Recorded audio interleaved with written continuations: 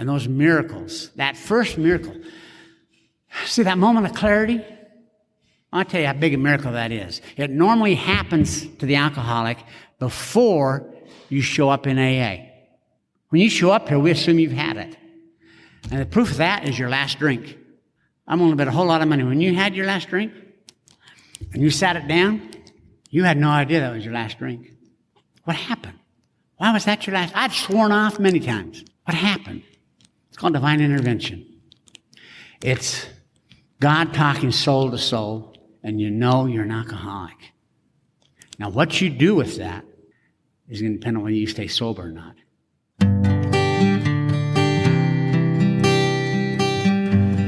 Well, hello, friends of Bill W. and other friends. You have landed on Sober Speak. My name is John M. I am an alcoholic, and we are glad you're all here, especially newcomers. Newcomers, that is, both to recovery as a whole and newcomers to this podcast. Sober Speak is a podcast about recovery centered around the 12 steps of Alcoholics Anonymous. My job here on Sober Speak is simple. My job is to provide a platform to the amazing stories of recovery all around us. Consider Sober Speak, if you will, your meeting between meetings. Please remember, we do not speak for AA or any 12-step community. We represent only ourselves. We are here to share our experience, strength, and hope with those who wish to come along for the ride. Take what you want and leave the rest at the curb for the trash man to pick up. Heidi, Heidi, Heidi, hi. Hody, hody, hody, ho. That was the voice of the one and only Mr. Reno John that you heard at the beginning of this here episode number 269, and you will be hearing so much more from him in just a moment. But first things first, this here episode is brought to you by Marie and Michelle. You know what Marie and Michelle did? Well, they went to our website, www.soberspeak.com. They clicked on the little yellow donate tab, and they made a contribution. So thank you so much, Marie and Michelle. This here episode is coming right out to Ewan's. Thanks for helping us keep the virtual lights turned on. John M., just another bozo on the bus, will indeed be the chairperson for this meeting between meetings, and I am truly honored and privileged to serve all of you listening in. So take a seat around this virtual table, if you will, and let's get started. All right, I'm going to read something here from our super secret Facebook group. And if you are not part of the super secret Facebook group and you would like to be, please go to the Facebook application, look up Sober Speak Secret Group and ask for admission in to the group, and we will get you on in there. But this was posted by Steve R. Once again, he is one of several that we have, but he is our original, what I call daily reflections kind of guys in the Facebook group. And he puts in something, I think it's every day. I've not gone back and actually double checked that, but it's close to every day. And he'll usually put something in there from the big book and then give some commentary afterwards. And this is what he put in, I noticed this week. It says, this is from page 8 of the big book of Alcoholics Anonymous. It says, I was soon to be catapulted into what I like to call the fourth dimension of existence. I was to know happiness, peace, and usefulness in a way of life that is incredibly more wonderful as time passes. Page 8. Let me read that again because it's a great passage. And it says, I was soon to be catapulted into what I like to call the fourth dimension of existence. I was to know happiness, peace, and usefulness in a way of life that is incredibly more wonderful as time passes. Once again, that's page 8 from the big book. And then Steve goes on to give some commentary here. He says, beyond the three-dimensional physical existence we perceive with our senses, there is more. It's quite challenging to describe the words designed with the illusion of limitedness, and yet it is absolutely real. There is more mystery, more depth, more height, more knowing. And as we acknowledge a higher power and actually connect, we can experience this fourth dimension. And he ends it with, enjoy the ride. Thanks, Steve, for putting that out there. I appreciate it. Now, on to our guest of the week.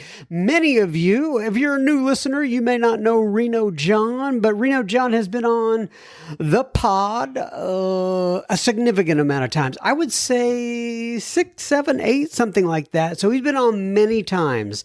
We've had a lot of great episodes with Reno John. We've got a lot of great feedback from him. And then he was actually speaking at the Tri-Cities event in North Texas, which is a live event where folks come together and hear a speaker, and it's hosted by the Tri-Cities folks. I'm sure there's a better way to say that, but they put this on once a quarter here in North Texas. And so Reno John came by, and he was kind enough to give of his time and speak at the Tri-Cities events. When I say he, Reno John will talk about the difference between old-timers and long-timers. He's going to talk about the two parts to every miracle, the difference between complex and simple, and he explains that. And he explains why he is an alcoholic, because he couldn't, quote, drink enough, unquote. I know you're going to enjoy this one, and we will have plenty listener feedback at the end of this here episode with Reno John. So stay tuned at the end. Enjoy. Serenity prayer. God, grant me the serenity to accept the things I cannot change, the courage to change the things I can, and the wisdom to know the difference. All righty. So without further ado, go ahead and call up Reno John. And I would like to say that because I listen to Sober Speak, I know that John has a birthday in October, right? October 7th, 81 is his sobriety day. And you know how I found that out? Sober Speak. So I'm just saying. Come on up, John. And I want to thank the committee and the groups, the Tri-Cities, for inviting me to come share. I've never been out here to this meeting. And so it's kind of exciting. It's rare that I go to a meeting I haven't been to before. You know, my name is John Allred, and I am an alcoholic. And by the grace of God and the Fellowship of Alcoholics Anonymous, I have not had a drink of alcohol or mood-altering drugs since October 7th, 1981. And for that, I'm eternally grateful. Now, that does not make me an old-timer.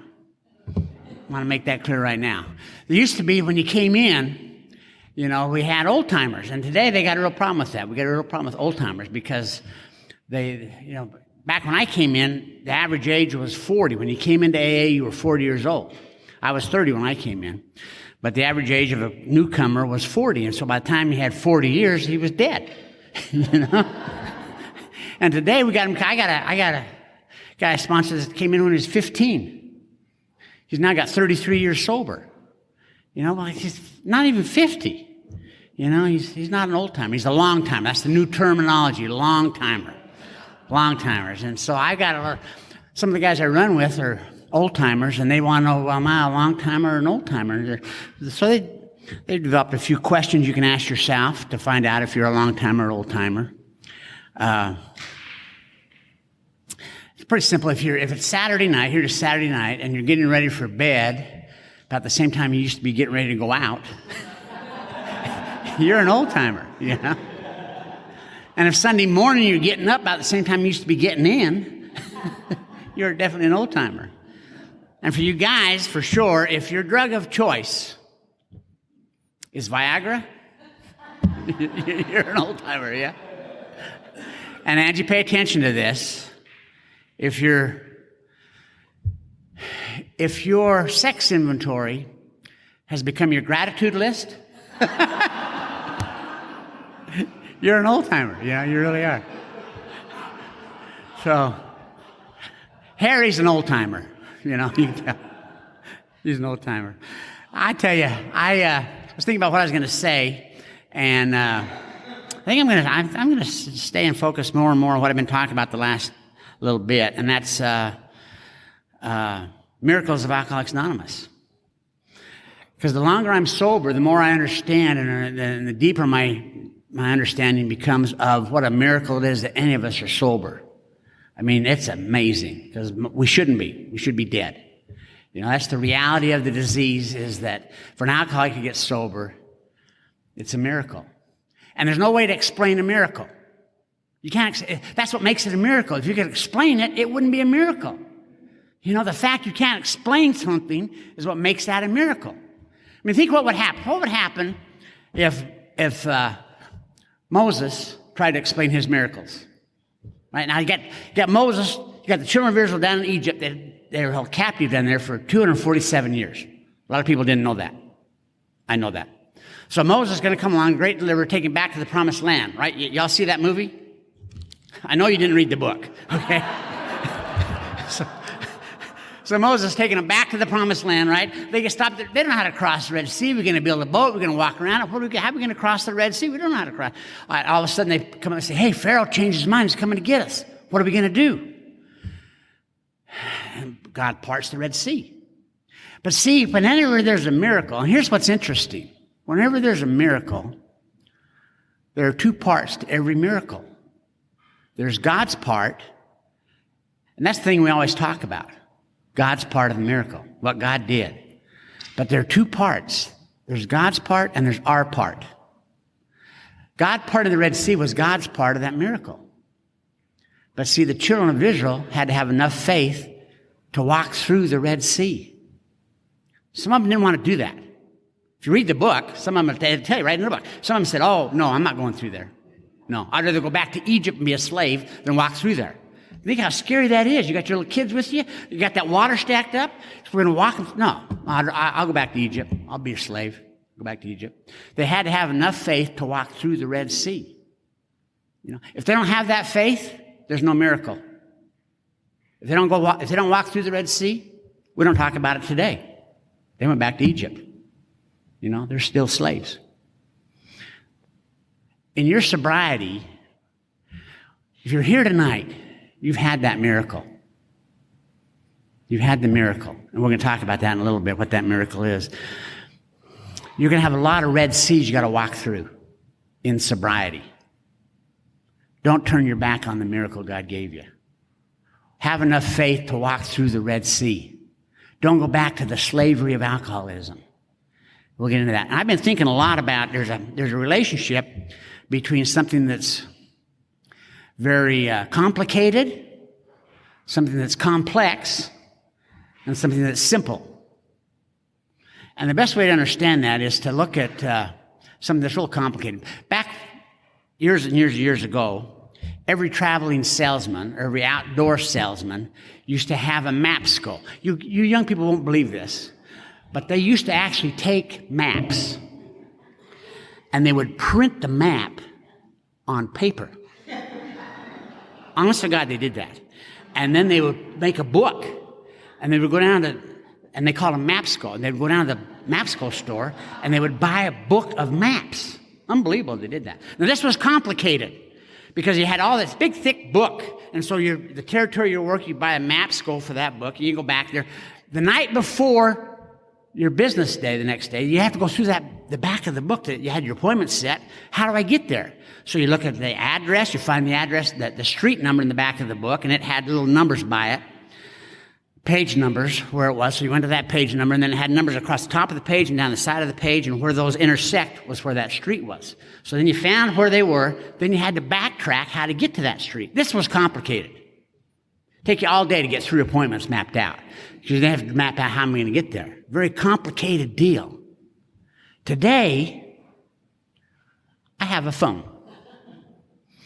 Now, this is very complex.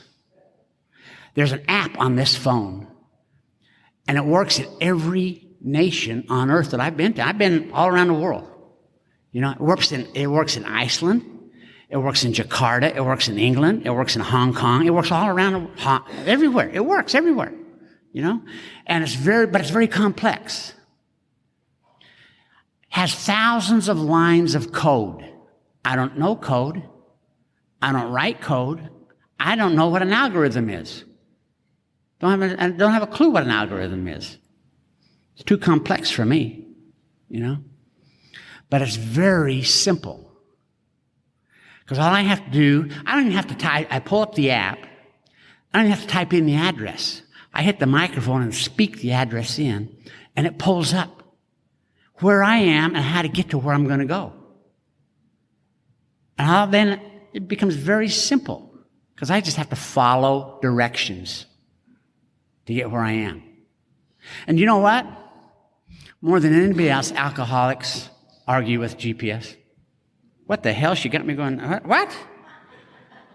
That's silly. Why am I going that way? Now that I know where it is, I know how to get there. I know how to get there. I'm just going to go that way, you know. But see, the problem is the GPS, the app, knows things I don't know.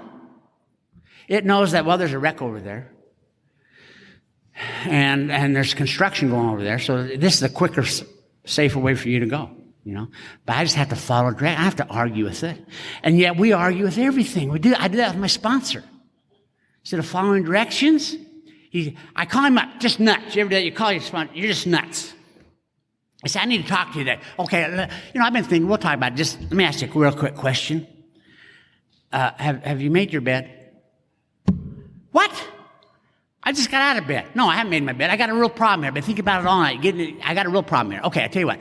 Make your bed, call me when you're done. We'll talk about it. Hangs up. Make your bed, call me on the phone. Okay, here. Oh, you know, I appreciate you making the bed. Is it made? Yeah, it's made. Okay. I noticed your car is a wreck, man. Your car looks like it's drunk. You know, you use that back seat as a garbage bin back there. You just throw your bottles in the back seat, all your ash.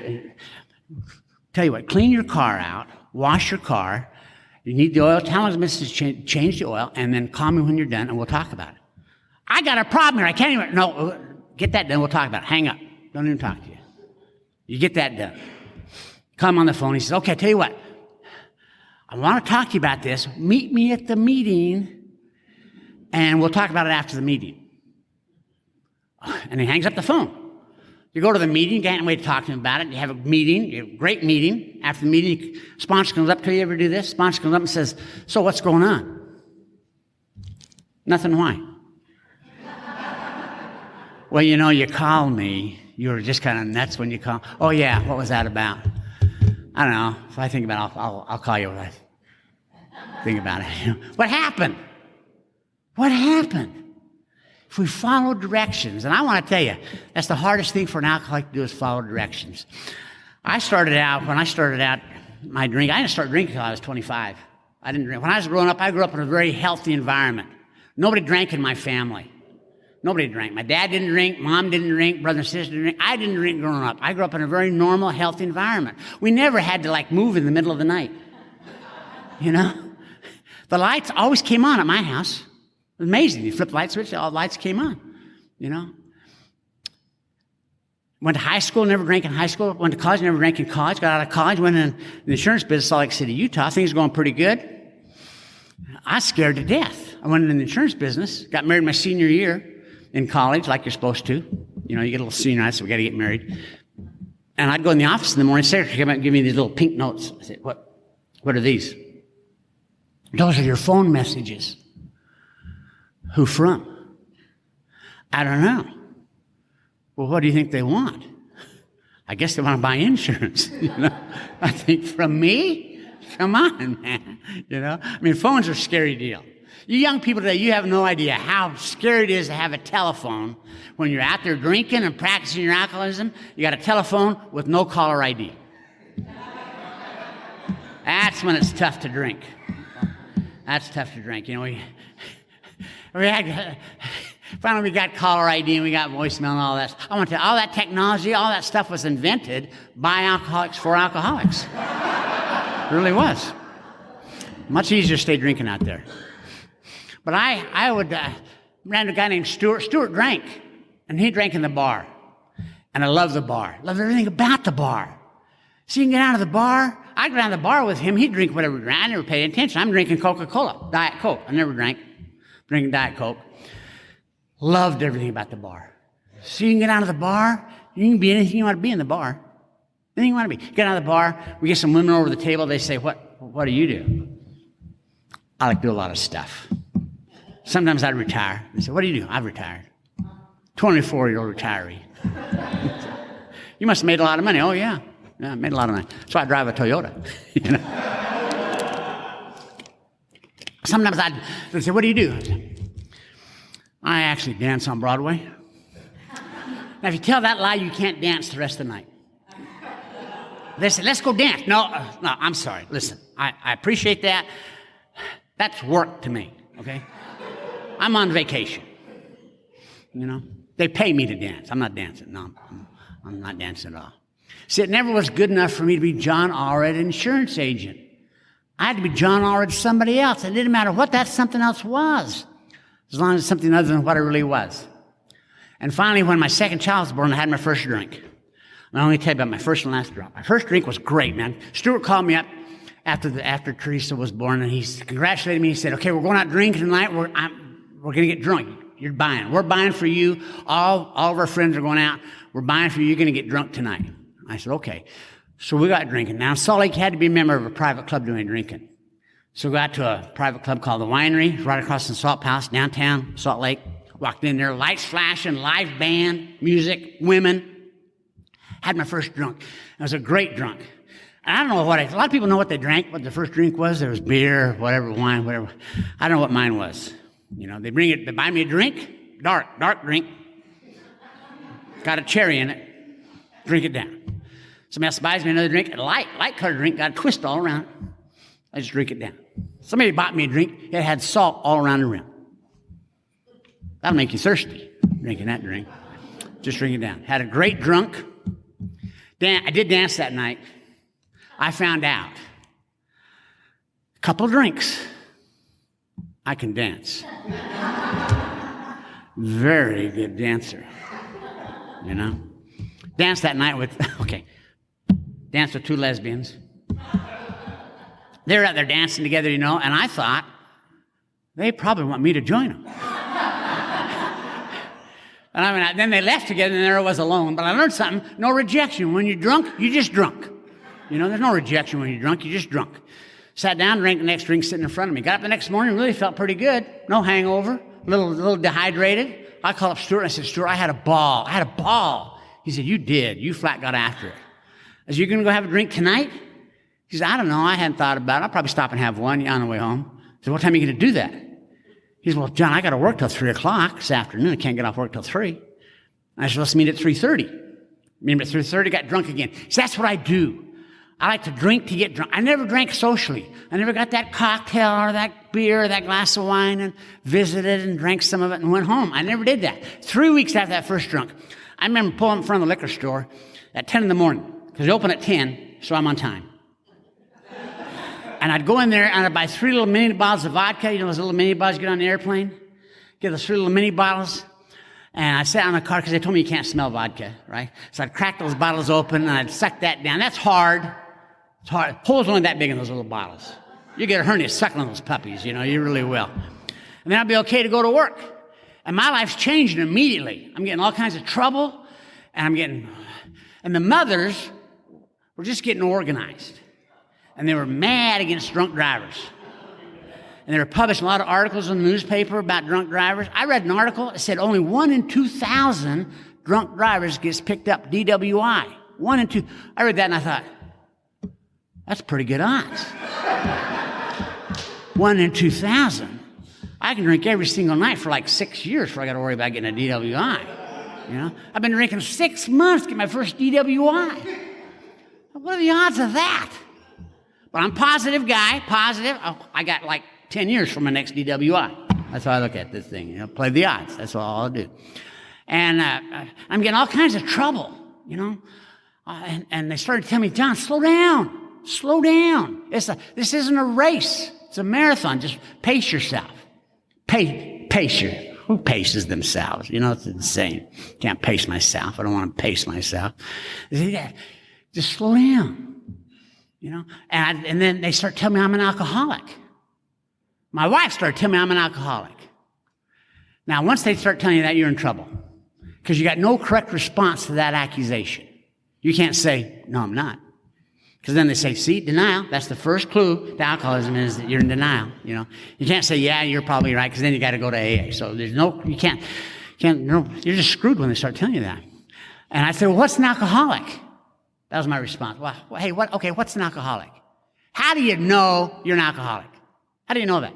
What is an alcoholic? They say, it's a disease. Okay, let's go to the doctor, find out. Well, we really can't do that. We can't go to the doctor about this disease? No, not really, no. So we can't go get some blood analysis? I mean, I watch CSI. Everything was blood. No, we can't do any blood. No MRI? CAT scan? Nothing like that to find out about this disease? No. Well, how do you know you're alcoholic? How do you know that? Oh, here's the deal. Y'all want me to quit drinking. Okay, think about this. What happens 20 years from now, I find out I'm not alcoholic. I've blown 20 years I could have been drinking. Not going to take that kind of risk. Not going to take that kind of risk. Just not going to do it, you know? So then they say, you drink too much. As soon as they told me I drank too much, I know I'm not alcoholic. Because I never drank too much in my life. But I'll tell you a secret, there's not an alcoholic in this room tonight that ever drank too much. It's impossible for the alcoholic to do that. You can't do it. See, normal drinkers, we got any Al-Anons here? Raise your hand if you're Al-Anon. We got one. We got one Al. Oh, we got two. Okay, two. Okay. I'm glad you're here. They need to be here. Normal drinkers can drink enough. And so occasionally, but not very often, they might drink too much. See, I am an alcoholic not because I drank too much. I'm an alcoholic because I couldn't drink enough. You ever drink enough? Sure, I can see somebody in this group. You go to the bar and I have a couple of cocktails. Bartender says, you give another cocktail? Oh, golly, let's see. It's Sunday tomorrow. Don't want to miss church. I think I've had enough. Never had enough, you know? It's impossible for the alcoholic to drink enough. Those normal drinkers can drink enough. They might drink too much. But if you're an alcoholic, you can't drink enough. It's impossible to drink too much. It'll never happen. They don't understand that. And I don't understand how they can drink enough. Doesn't make any sense to me. How can you drink? I tell you what, I married an Al-Anon. You know? It's embarrassing to watch him drink. I'll just be honest about it. It's embarrassing, you know. I'll never forget, first time it really dawned on me how bad it was. We were dating. And we dated for 7 years, but we were dating, and it was August, Dallas, Texas, hot. She says, I feel like a beer. Can we get a beer? I said, sure. I said, you want to go in and join, or you want to get one for the road? She said, just get one for the road. So I stopped at a gas station, went and bought a 6-pack. She came out. She said, what are you doing? So we said, you wanted a beer. She says, yeah, a beer. You bought a 6-pack. I said, honey, I don't think they sell singles. I mean, do they sell singles? I don't think they sell singles, you know? And the thing that was really embarrassing about that whole thing is that was in August. Christmas time, we're having a Christmas party at her house, her place. And I'm in the kitchen helping things get ready for this Christmas party. I open up the refrigerator door, and there are 4 bottles of beer on the bottom shelf. I said, what are these? Oh, that's our beer. Our beer? Yeah. The beer we bought in August? She said, yeah. She said, I had 5. You know, I drank one that day, but Daddy was over a couple weeks ago, and we were watching football on Sunday. He likes to have a beer when we ordered pizza. He likes to have a beer with his pizza, so I gave him one. I hope that's okay. Sure, it's okay. You know, it's not going to get any better. You know, it's not like wine. We're not saving that beer. And just incredible, the difference between the normal drinker and the alcoholic. I want to tell you, the book says, you know, their science doesn't have a pill. They may come out with a pill someday which will allow the alcoholic to drink like normal drink. If they come out with that pill, I ain't taking it. Why would you want to do that? Why would you want to take a pill that will make you drink like? You ever watch them drink? Hell, it's embarrassing. It really is. I'm sitting there before I started dating Patsy. A buddy of mine invited me to come over to his house on Sunday afternoon to meet this gal. So I go over there and I walk in and they got one bucket of ice. We're going to have a pool party and barbecue. And there's one bucket of ice with one bottle of champagne in the bucket. I said, what's this? He said, oh, that's our champagne. I said, what are you going to do with it? He said, well, the girls wanted mimosas. I said, really? He said, yeah. I said, how many bottles you got? He said, just the one. Why? I said, hell, it's your party, you know? So we barbecued. We lay around the pool. We had a great afternoon. We're getting ready to leave to go home. And I walked in the kitchen. All three of them are gathered around this bucket, fussing with this bucket. I said, what are you doing? Steve looks up and says, oh, John, you're an alcoholic. You don't know how to do this. I said, what? How do we recork this bottle? I said, I don't have a clue how to recork that bottle. You have to recork a bottle in your life? Come on. And I'm embarrassed for them. Three of them can't knock off one measly bottle of champagne all afternoon. I drank a 12-pack of Diet Coke in the meantime, you know, and they can't knock off one measly bottle of champagne, you know. You want to drink like that? I don't want to drink that way, you know. I'm not going to do it.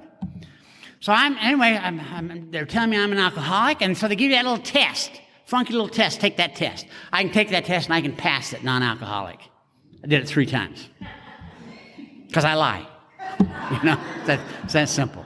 They call that denial, but I call it lying. Anyway, they ask you that question: does alcohol cause you problems at home? No, I don't believe it does. I think we're okay. And I got problems at home, but alcohol's not one of them. We should have talked about it. It's a philosophical problem, really. We should have talked about it before we got married. My wife, she was under the opinion when you get married, she wanted to be married, you know, like 7 days a week. All week long, she wants to be married. I don't want to be married that way. I figure we'll be married Monday through Friday, separate Friday, party all weekend, go home Monday. Nope, she wanted to be married all the time. Alcohol has nothing to do with it. Philosophical. Does alcohol cause you problems at work? No. I got problems at work. Alcohol's not one of them. You know, this is the boss. He's very unreasonable. He wanted me to work. Get this. He wanted me to work during the day. I'm talking about all day long. I'm a night person. Function better at night. I just don't want to work that way. The alcohol causes you legal problems. No, I don't believe it does. Just don't believe it does. Now, I got legal problems, but alcohol's not one of them. I don't know what I'd done to the police, but they were mad. The police were mad at me. I was thoroughly convinced they had my picture and license plate on every dashboard in Salt Lake City, because when the cop sees me, they arrest me. I mean, I can be doing nothing wrong. I can be walking down the damn street, not even driving, walking. And a cop drives by, sees me, I go to jail. Happened to me. I'm walking down the street, cop drove by, stopped, arrested me. Okay, it was 3:30 in the morning. But you can walk down streets of America at 3:30 in the morning. There's no reason to get arrested for that. Okay, it's the middle of the rainstorm, bad rainstorm going on. I'm walking in the rain at 3:30 in the morning. But you can walk in the rain if you want to. Dallas, it's a free country. Okay, I didn't have a shirt on. I'm walking in the rain at 3:30 in the morning without a shirt on. That's not against the law. I asked the cop, why did you stop? Okay, I had a gash in my head. I had blood running down my head. That was not my fault. I'd been in a cab earlier, told the cab driver to stop. I want to get out. That cab driver did not stop quick enough for me. I got out of that moving cab, hit the ground, knocked my head with blood on it, ripped my shirt. That's why I took the shirt off. You know, we don't want to wear a ripped shirt. I'm walking in the rain with a gash in my head. Cop said, I thought you got rolled. I stopped to see if you were okay. Ran my name, found out I had a warrant, arrested me. This is not fair. This is not fair. They didn't bother to come looking for us anymore. They just put out a warrant, wait for us to show up, you know. It's just incredible how they do that. And I did have a timing problem. I admitted I had a timing problem. Because I'd get arrested and I'd think, geez, if I'd have been 30 seconds sooner, I'd have been through that intersection, that cop wouldn't have been there, and I'd have been okay. Maybe I should have been 30 seconds later. See, the problem is with the timing problem, you don't know whether you're going too fast or too slow, so you don't know whether to speed up or slow down. And so I'd sit in the bar and I'd think, I wonder if it's time for me to go. I always stayed, you know. Timing problem is bad. Finally, I figured out my real problem. The problem I was having Utah's at a high altitude. You ever see those Winter Olympics? It's up in the mountains. Scientific fact, people who live at high altitudes for a long period of time have thinner blood than people who live at low altitudes. Scientific fact, people who live at low altitudes have thinner blood, have thicker blood than people who live at high altitude. I've been living in Utah my whole life. I got to have thin blood. I'm living at a high altitude, got to have thin blood. You party hard on thin blood, you have a problem. What I need to do is get to sea level. Thicken my blood, I'll be okay. So I called a buddy of mine who lives in Seattle, that's sea level, and I told him about these problems I got. He said, man, get away from there, come up here. So I moved to Seattle, bounced around Seattle, went down to Las Vegas. I figured Las Vegas, I can play poker down there. And that's lower than sea level. You get thick blood in Nevada. It's lower than sea level. Ended up in Reno, Tahoe. Wasn't doing anything, just doing a little drinking, playing a little poker, thickening up my blood. And a buddy of mine called me from Salt Lake. Shouldn't have gone. Invited me to a birthday party. It's doing real good. Go over to this birthday party. Friday night, we went out, fell in love. She was at the bar waiting. Fell in love with her that night. Want to take her out Saturday. She couldn't go out Saturday or Sunday. Had to stay till Monday to go out with this gal. Supposed to go home Sunday. Should have gone home. Stayed till Monday to take her out.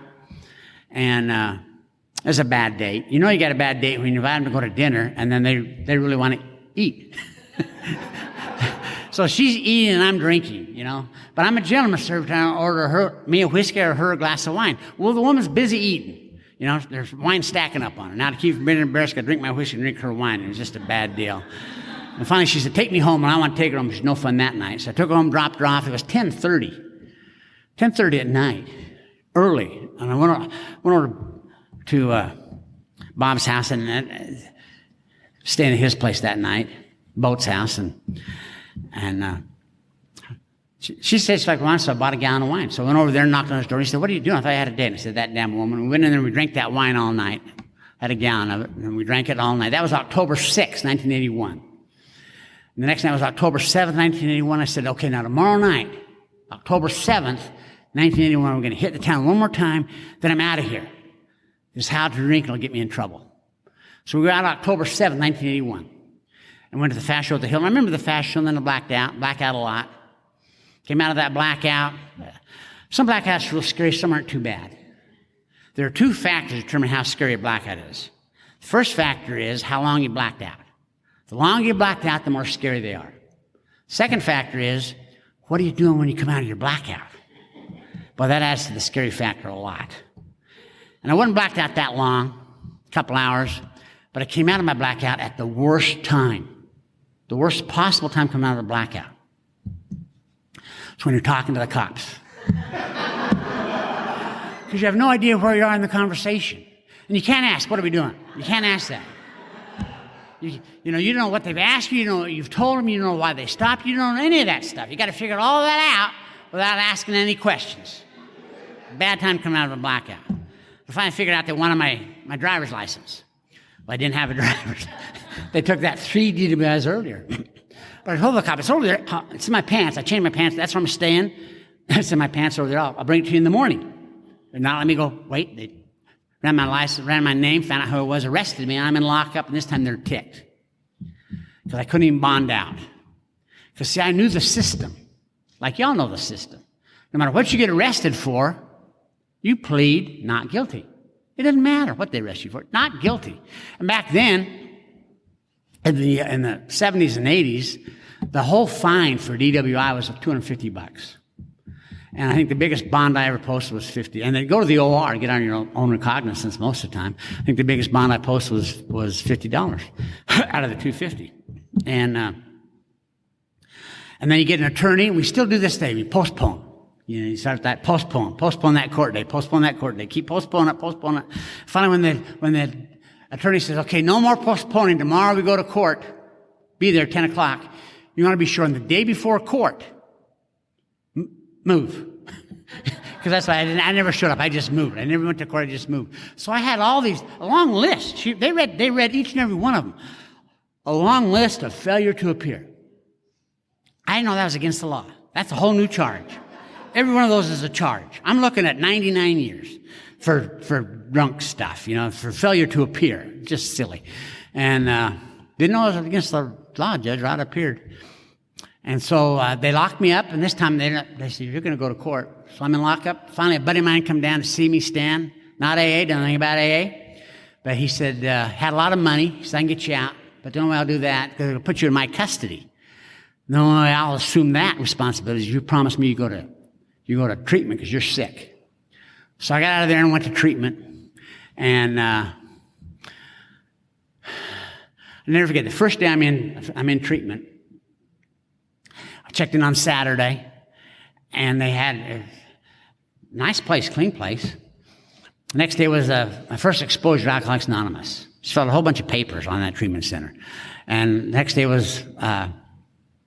They brought AA in there. We sat, 36 of us sat around round tables at the lunchroom, and they had an AA meeting.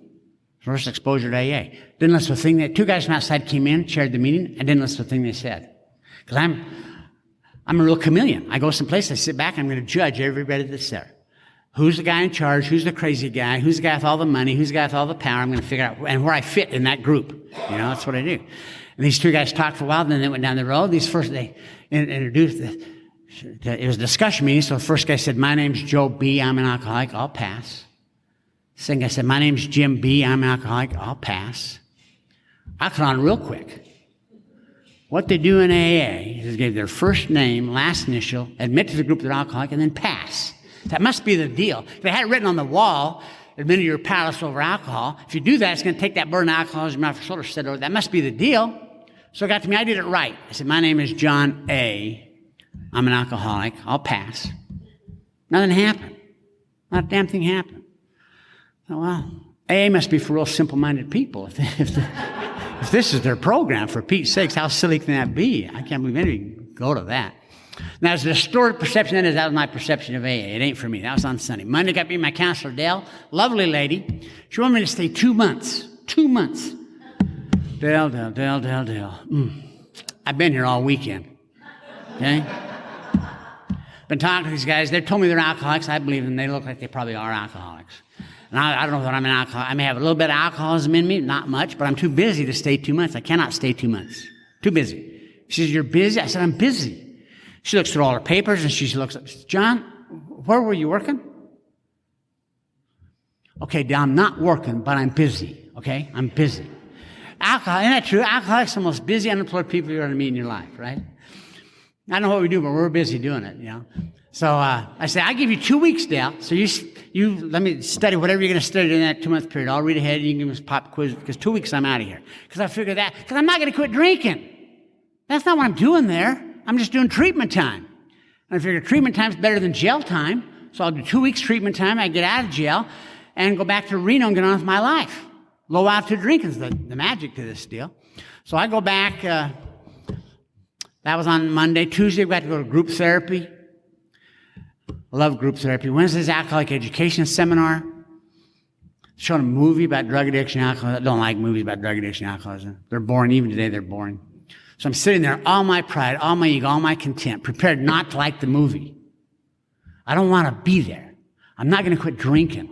I'm watching this. I'd seen Days of Wine and Roses. I didn't need to see another movie about alcohol. I'm watching that movie, and it tore me apart. I related to everything in that movie. I did everything that guy did. I drank the way the guy drank. I acted the way the guy acted. I dressed the way the guy dressed. I talked the way the guy talked. I did everything he did, including drink the way he drank. And as I related to that guy, I knew the gig was up. That was my moment of clarity the book talks about, when you know the gig is up. As I related to that. Think how important that is. What happened to me that night is I quit looking for that definition. What's an alcoholic? How do you know you're alcoholic? What is that? What is an alcoholic? I quit looking for the definition. Later found out in AA, we don't have a definition of an alcoholic in AA. We don't have that definition. What we have in AA is a description of the alcoholic. So you can't argue with the description. The most powerful tool God has given Alcoholics Anonymous is our description of the alcoholic. Because it's that description that seems to have the power to literally strip everything that separates the alcoholic from himself. And I could see me in that life like I'd never seen me. I could see me in that light like my ex-wife saw me. I could see me in that light like my mom saw me. The difference was I could see me as I related to that description. And I knew the gig was up. Think how important that is. 2/3 of our book, 2/3 of the big book of Alcoholics Anonymous is what? Descriptions in the stories. I mean, why'd they put all those stories in there? Just to make a big book? Because it's that description as the alcoholic relates to it that seems to have the power to literally strip everything that separates the alcoholic from himself. And I knew the gig was up. And I wasn't happy about it. I cried all night. My whole life just changed. I'm an alcoholic. My God. I'm an alcoholic. My whole life's just changed. I got to get like a job. You know, I can't drink. How am I going to function in the world? I don't know how to function without drinking. I'm scared to death. And I stayed there 6 weeks. Couldn't stay 2 months. Too busy. But I got out of there, and they told me, you aftercare, a very important part of aftercare is AA. And so you can't come back here 3 times a week for aftercare, so you go to AA for your aftercare. So they gave me intergroup's phone number. So I drove back to Reno. I know 2 things when I drove back there. I know I'm alcoholic, I don't want to drink. I know AA's got nothing to offer. You know? And so I drove back there, and the first time back in town, I called AA, guy answers the phone, and that started my whole trip in Alcoholics Anonymous. You know? And it's just been an incredible ride. And those miracles, that first miracle, see that moment of clarity? I'll tell you how big a miracle that is. It normally happens to the alcoholic before you show up in AA. When you show up here, we assume you've had it. And the proof of that is your last drink. I'm going to bet a whole lot of money. When you had your last drink, and you sat it down, you had no idea that was your last drink. What happened? Why was that your last? I'd sworn off many times. What happened? It's called divine intervention. It's God talking soul to soul, and you know you're an alcoholic. Now, what you do with that is going to depend on whether you stay sober or not. We always talk about there, but for the grace of God, I don't believe that's true. I think you're going to have to do a lot of stuff. If that's true, that means I'm sober by grace. You know, for 41 years, I've been sober by grace. That guy that's still drunk out there didn't get grace. Why not? Why did I get grace and he didn't? God loves me more than him? We know that's not true. So there's got to be something more than grace. Got to be. So what are you going to do with that grace? Are you going to walk through the Red Sea? You know? Because those miracles are going to continue to happen. Are you going to follow directions and do what you're supposed to do? You know, that your sponsor tells you to do. And the miracles never stop. They just never stop. I'll never forget 2 quick instances. In 1990, I was speaking a lot, and I was traveling a lot, almost every weekend, and I was tired, and I had committed to speak in Del Rio, Texas, at a little conference called the Border Conference in Del Rio, Texas. And I didn't want, I got back, and I didn't want to go, because I had to drive to Del Rio. And that's like a 9-hour drive. And I was tired, and I don't want to go. And I talked to my sponsor about it. My sponsor said, "Did you commit to go?" I said, "Yeah." He said, "Then you go. You know, you go. Keep your yeses. You want to know how to set boundaries? Keep all your yeses. If you say yes, keep it." And so I drove down to that conference, and I didn't want to go, and it was a long drive, and I got there Friday, and it was a good meeting Friday night, and Saturday I'm at the conference, and a gal, Dottie E. on her name badge. Dottie comes up, and I said, "She's from Connecticut." I said, "Dottie, what are you doing in Del Rio, Texas, from Connecticut?" "I'm on my way to see my husband. He's in the military, in the Navy, and his ship just got in. He's staying in San Diego." And so we drove down, got the kids with me. We drove down to see their dad. We spent the night here last night. We're going to go on, but I thought, let's just take an extra day and sleep, and we'll go across the border, do some souvenir shopping. We'll leave in the morning. So I've been in AA for 5 years, and I called AA. They told me about the conference, so I came to the conference. I said, "Well, welcome to Texas." So I spoke that night. She heard me talk. She comes up after the meeting. She said, "Am I, to get this right, you sobered up in Utah?" I said, "Yeah." She said, "Well, do you have any relatives in Orem, Utah?" I said, "Well, you know, I grew up in Orem, Utah." She said, "Well, are you related to Mark and Betty Jo?" I said, "Well, they're my parents." And then Dottie starts to cry. And she tells me what her last name is. And she said, Bobby's my husband. Well, Bobby's my first cousin. We grew up together, ripping around. He's 3 days older than me. Got out of high school. He joined the Navy. I went to college. Hadn't seen him in 18 years. Didn't know anything about where he was gone, where he'd been, what he'd doing. Didn't know he joined AA. Married Dottie 5 years earlier. And she was on her way to see him in San Diego because the ship got in to divorce him. Because Bobby was drunk. We call him, he was drunk that night. But that cracked a little door. Cracked the door open, and that, she had a real problem with God. We grew up with the same God, and had a real problem with that God. And that cracked a little door, a little opening in that door. And today, Dottie and Bobby have like 49 years married. You know, he's got like 38 years sober or something like that. That's just a coincidence, isn't it? God ain't going to do that. You know the odds of that? She's in Connecticut. He's in San Diego. I'm in Dallas. We meet in Del Rio. She decided to spend the day in... Nobody spends the day in Del Rio. You know? That's just a coincidence, isn't it? God ain't going to do that. You're not going to put just the right person at just the right time with just the right information since God works through people. You know? You're not going to do that. That's just a coincidence. If I don't follow directions, I don't have that miracle. There's no miracle there. You know? It's amazing. I'm sitting there, I'm going out to California on business. I'm at the airport. This is before 9/11. You just walk onto the plane. They got a big sign up there saying the plane's been canceled. But there's a plane 3 gates down, leaving. It's got 17 seats on standby. You can go and put your 100 of us run down there, put a name on standby, right? I'm second to the last guy that let it on the plane. So I get on the plane, walk back onto the plane. There's one seat left in this one you can smoke on planes, next to the window, and this good-looking gal in a red dress. Never forget that red dress. God is working in my life today, you know? And so I sit in a bad seat. She's a chatterbox. I just chatter. I have not had enough coffee for this woman. So she finally shuts up, and she pulls out a needlepoint. She's needlepointing the Serenity Prayer. I said, what are you doing? She says, I'm just needlepointing. I said, I see that, but what are you needlepointing? She's embarrassed to show me. Finally holds up and she says, well, I call it the Serenity Prayer. I said, oh man, are you one of those Jesus freaks? She says, no, but I'm trying to be spiritual. I said, really? She said, yeah. I said, and now she's real fast. She's going real fast, 100 miles an hour. I said, you do that fast? She says, yeah. I'm real compulsive. I said, no kidding. She said, yeah. So I thought, I got to stop this gal before she breaks a finger. I said, honey, just stop. Just put that down for a minute. You're going to hurt yourself. I said, if that's the Serenity Prayer and you're trying to be spiritual and you have this compulsive personality, can I ask you, are you a friend of Bill W.?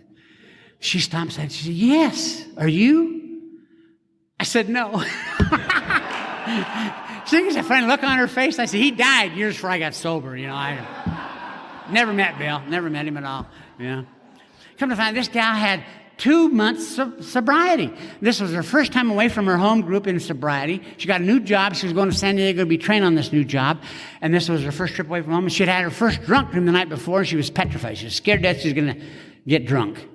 And that's how that's premonition. So we had a great 3-hour meeting out there. I told her about drunk dreams and what that meant. Gave her some phone numbers of people I knew in California. You know, she cried a little bit. She said to me, you know, I can't believe this. She said, I've been trying to quit smoking, you know.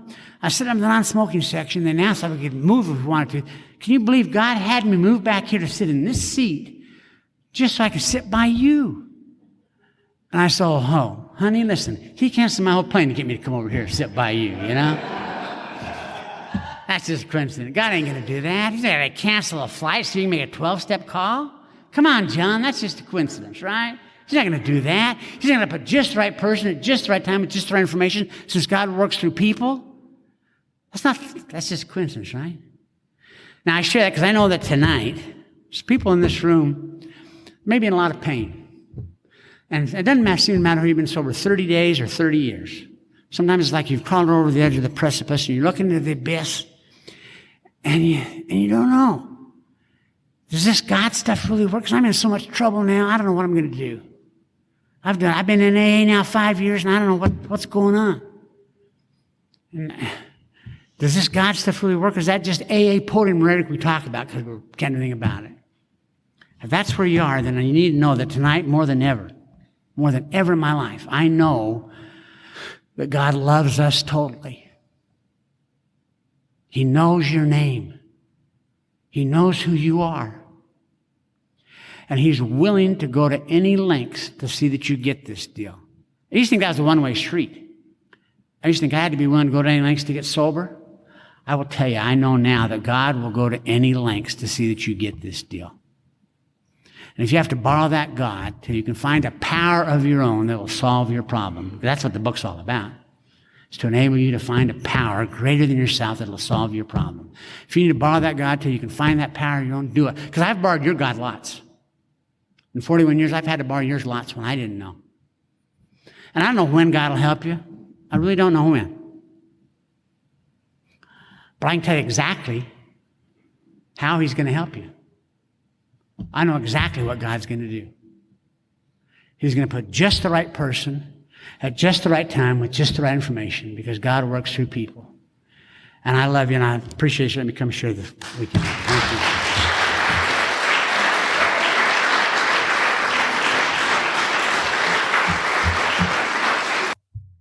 Isn't it wonderful to hear Mr. Reno John live? Mr. Reno John, we appreciate your service. We appreciate everything about you, everything that you've given to Sober Speak and the listeners here, and all the service work that you have done in Alcoholics Anonymous through so many years. And a shout out to your wife, Patty, just in case she's listening in.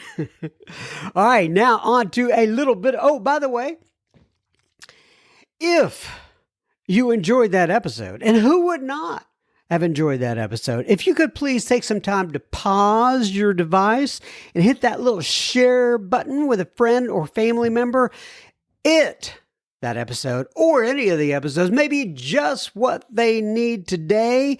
Now, on to a little bit of listener feedback coming out to Ewans. Stephanie writes in. And Stephanie says, hi, John M. I live on Amelia Island, but I work in Jacksonville, Florida. Well, I have been to both Jacksonville, because I used to live there, and I've been to Amelia Island. That's a beautiful area. Anyway, she says it's about a 45-minute commute to Jacksonville. I found Sober Speak on YouTube. We have a lot of listeners on YouTube, believe it or not. Anyway, and she says the different guest speakers appear to carry AA principles, which I appreciate. I take great solace in listening to their honest shares. Your curious spirit comes through with your questions. I'm a little over 3 years sober. My sobriety date is September 16th of 2019.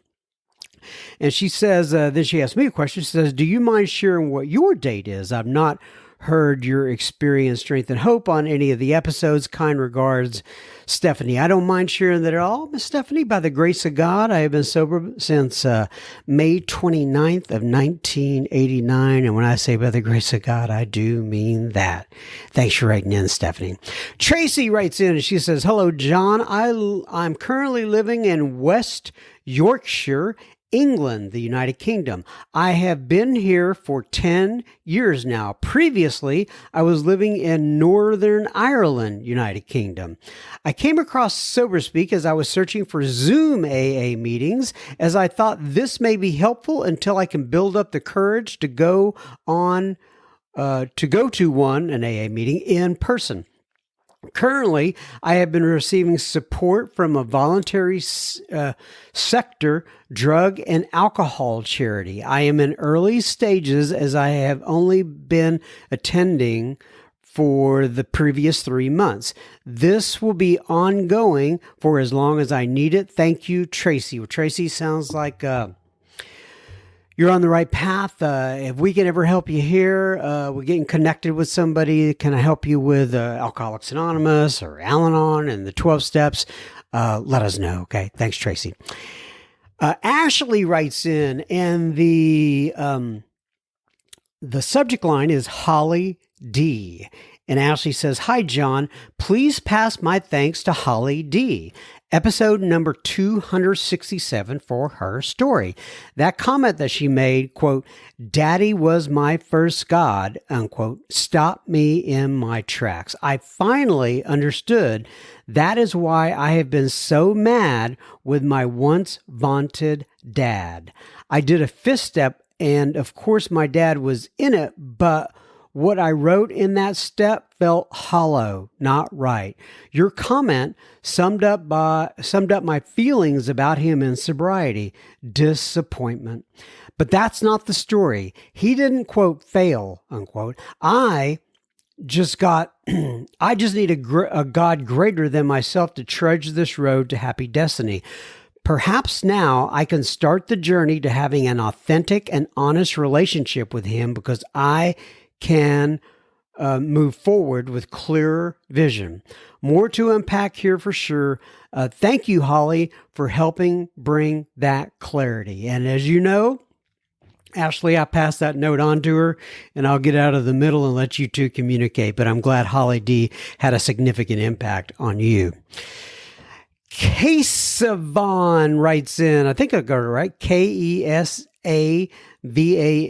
I could be wrong, but anyway, I'm going to go with it. Kesavan. He says, "Hi, John. I'm from Chennai, India, and I'm recently relocated to Bengaluru, India. My date of sobriety is June 10th, 2009. Oh, June 10th. You probably know this already, Kesavan, but June 10th is the birthday of Alcoholics Anonymous. Anyway, he says, my sponsor, Joe Muck of Texas, suggested that I join the Facebook group, and we're glad to have you. He says, I'm always in AA service, Kesavan C. And then he's got a little, this is his signature, and I like that. He says, be kind wherever possible, and it is always possible everywhere. So anyway, all right. Well, I'm sure Joe has you in line if he is your sponsor, Kesavan, and I appreciate you writing in. Martha writes in and she says, "Hi, John. My name is Martha, and I am an alcoholic. I live in Ontario, Canada. We've had quite a international sort of flavor here today. We have India, we have United Kingdom, we have Canada now. Anyway, so she says, I live in Ontario, Canada, more specifically Cambridge, and will be 34 on Thursday, November the 24th. So, and I got this a couple weeks ago, so I'm a little behind. So she is already 34. She said, I only recently began going to AA meetings. My last drink was on August 24th, 2022. I had been a daily drinker for the previous 10 years or so. I had managed some bouts of sobriety, with the longest being approximately 3 months. I always went back to the bottle because I had, quote, proven I could stop if I wanted to. Obviously, that isn't true. After having 2 months of sobriety on my own, it became obvious to me that I am missing a piece of the puzzle. I have always known that AA is there for me. My sister and I attended Arlington during my mother's AA meetings. But 20 years later, I seem to have forgotten a lot. You put dough. I don't think I've seen that in writing a lot, but I get the idea. D''O, dough. I like that. Thanks, Martha. She says, I have always known that AA... sorry. I was giggling too much and lost my place. One day, I was searching for podcasts about sobriety, and I came across Sober Speak. After listening to Sue S., episode number 77, I was convinced that what I need is fellowship in my life. That was the missing piece. So now I am going to meetings and reading the big book, and I hope to find a sponsor soon. I hope you find a sponsor soon, Miss Martha. Thanks for letting me join the super secret Facebook club. Well, the pleasure is all ours, Martha. She says, I love the podcast. Thank you so much for everything you do, Martha F. God bless you, Martha. And we're glad you're in that super secret Facebook group. David writes in and he says, Hi, John. I just heard your podcast for the first time. The episode, quote, The Dark Side of Spirituality, and your comment regarding a slip let you start with a news story. I think it was actually Joe's comment, but maybe he's talking to Joe. But anyway, my analogy of slips is that quote, when you fail in the 10th grade, they don't put you back in kindergarten. They put you in the 10th grade. For those those are lessons learned and not forgotten. And in fact, I have to go to my email here because he wrote me back. And what did he say? Because I responded to him, copied Joe, and then he says, thanks for responding. I thoroughly appreciated the podcast. I last took a drink in early August of 1982. I know longevity is no guarantee of continuous sobriety. When I read how it works in our meeting, I always add present tense. Shared recently that I am sometimes envious of those relatively new in the program when I hear their dawning awareness. It has helped me realize a true appreciation of the fellowship of AA. One of my favorite paragraphs in the big book is in the last paragraph of the foreword of the third edition. And it says, I recently lost my longtime best friend in the program, and I miss our daily conversations. Oh, I'm sorry, David. He says, listening to your podcast is a new experience for me. Looking forward to hearing more. Thanks again, David N. in Comfort, Texas. I don't know where Comfort Food is. Excuse me. Well, that's what I was thinking. That was a Freudian slip. When you said Comfort, Texas, I was thinking, I wonder if they serve comfort food in Comfort, Texas. I am sure they do. I'm not sure where it is, but hopefully we meet face to face here one of these days, Mr. David. Thanks for writing in. Don writes in, D-O-N, Don. He says, hi, John. I live in Vail, Arizona. I guess that's not Vail, Colorado. It must be another Vail in this world. He says, I have been sober since, November 17th, 1985. Well, God bless you, Don. He says, I came across your site while I was searching for something else. Well, it's a coincidence. It's a God moment. It's I don't know. I'm trying to think of some word, but I'm glad you found us. He says, I attend 4 to 5 meetings a week. I have a sponsor and I sponsor others. Best Don B. in Vail, Arizona. Well, if you're in Vail, Arizona, and you know Mr. Don B., sober since 1985, please give him my best. Pat writes in, and Pat says, hi, John M. This is Pat S. I am an alcoholic, and I have been trying to quit now for 6 years.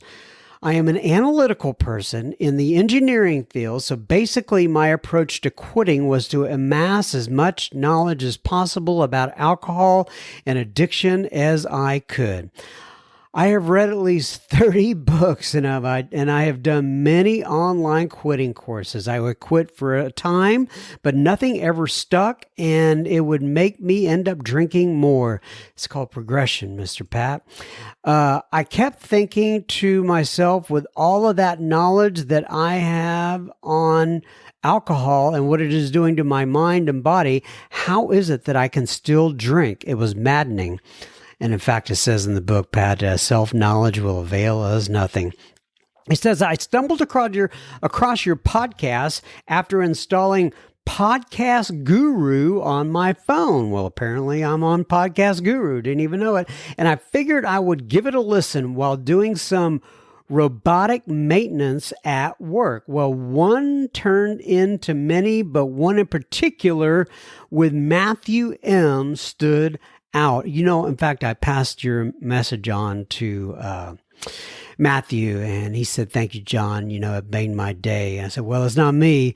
It's Mr. Pat writing in, but I appreciate it. He says he was talking about being spiritually bankrupt, and I immediately thought of a quote from a book. The book was entitled Alcohol Explained by William Porter, and he wrote about AA and stated that it was not for him because AA was essentially a spiritual program. The question that I could not get out of my mind was, am I even fighting on the right playing field? Could it be that all the time and energy was spent playing the wrong game? Well, last night I went to my first AA meeting online, and it was the first night in a while that I have not drank. Good for you, Pat. I will go back tonight and the night after.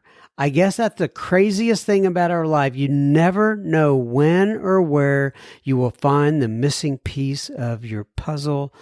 Thanks for all you do on the pod. Thanks for all you do and pod on. In big capital letters, my friend. God bless Pat S. Well, I will continue to pod on, Pat S. If you do me a favor and keep attending those meetings, all right? Okay, everybody, that is another episode.